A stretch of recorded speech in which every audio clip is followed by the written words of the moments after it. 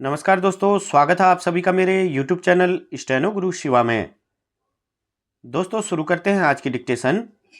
संपादकीय गति लेखन संख्या 100, गति 80 शब्द प्रति मिनट। स्टार्ट।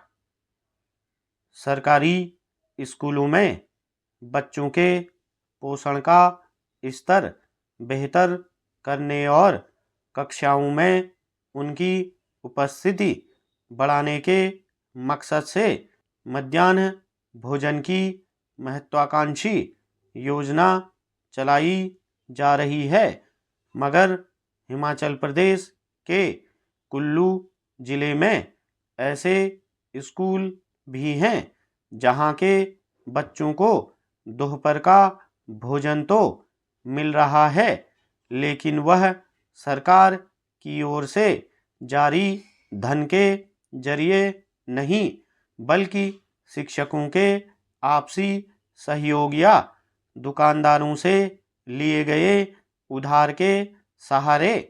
गौरतलब है कि कुल्लू जिले के 277 स्कूलों के लिए पिछले 3 महीने से मध्याह्न भोजन का बजट जारी नहीं हुआ है।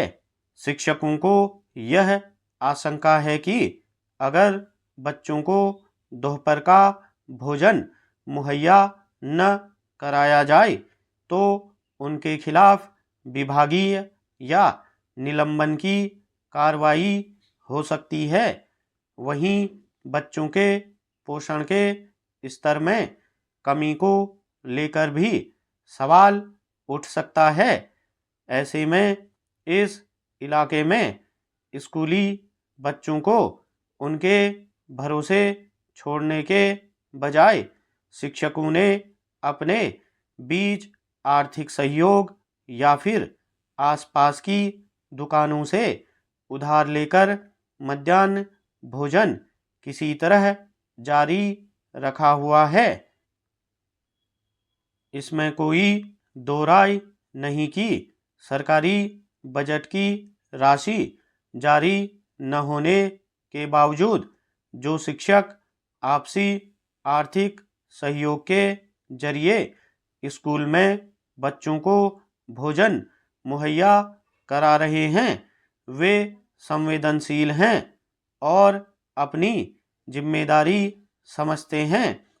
सरकारी स्कूलों के बच्चे आमतौर पर कमज़ोर तबकों से आते हैं और उनका परिवार कई तरह के अभावों का सामना करता है।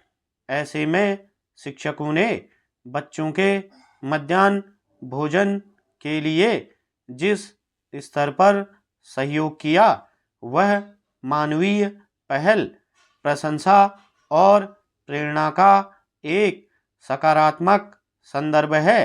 निश्चित तौर पर शिक्षकों ने अपनी मानवीय भूमिका का निर्वाह किया, मगर सवाल है कि व्यवस्थागत रूप से मध्याह्न भोजन निर्बाध उपलब्ध कराना किसकी जिम्मेदारी है। भारतीय अर्थव्यवस्था इस समय दोराहे पर खड़ी दिखाई देती है। एक ओर जीडीपी वृद्धि 8.2% तक पहुंचकर मजबूती का संकेत देती है, वहीं रुपये का रिकॉर्ड निचला स्तर कई सवाल खड़े कर रहा है। यह स्थिति तब और विचारणीय हो जाती है जब डॉलर वैश्विक स्तर पर दबाव में है। अमेरिका में दर कटौती की उम्मीदें बढ़ रही हैं और आरबीआई लगातार रुपये को संभालने की कोशिश कर रहा है। इसके बावजूद भारतीय मुद्रा रोज फिसल रही है। रुपये की यह कमजोरी बहुआयामी प्रभाव छोड़ती है।